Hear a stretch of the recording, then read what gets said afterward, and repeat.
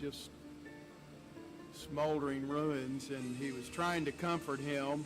And he said in that process, he said, Dad put his arm around his shoulder and said, "Preacher, the Lord giveth and the Lord taketh away. Blessed be the name of the Lord." So, yeah, our dad lived out what Joe was preaching there. And what a legacy we have to know that in the difficult times, in the hard times, you can still worship. You can still give thanks. So, I ask you today, what's left in your life that you can still thank God for? Oh, you could sit here and have all kinds of walls and barriers and say, I have no reason to give thanks. I have no reason to even be here today to worship God. But let me ask you, not what's lost. What do you have left? What do you have left to give thanks to God for? You see, gratitude isn't a feeling to wait for. It's a decision that you have to make. And when we remember God's past faithfulness, it will give us the strength we need for today's struggles. Gratitude in the hard places says, this hurts. I don't like this, but I have hope. It says, my losses are tremendous. I don't know if I can move past this. But then, after the honesty, you begin to worship and say, but my God is greater. My God is greater than any problem, any suffering that I could ever endure.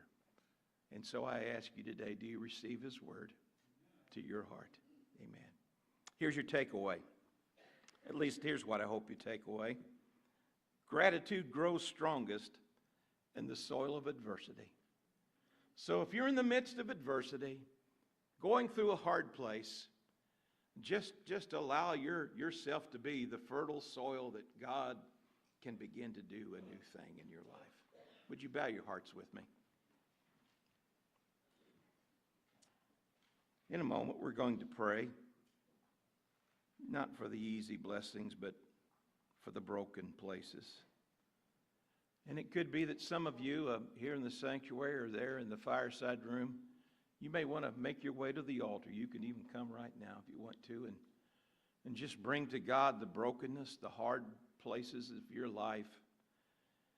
Or you could just stay where you are, but this is a time just to be honest with God. Would you say to Him, God, this hurts? And then in the same breath, would you say to Him, but this is where I trust you. This is where I believe. That's the prayer of gratitude in the hard places. Some of you are walking through something right now, maybe a diagnosis, a loss, a disappointment. Maybe you've just bottled up all kinds of fears and anxiety about what may take place tomorrow. What if right here, right now, you just brought that to God? Not polished and pretty, but just honest. Just tell Him. You won't hurt His feelings. You won't shock Him.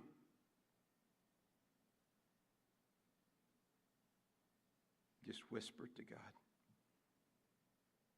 Or you could even share it with your neighbor and say, would you pray with me about this? Or even take them by the hand and say, this thing's so heavy, I just need to take it to the altar and give it to God. I'll give you a moment to do whatever you feel the Spirit leads you to do.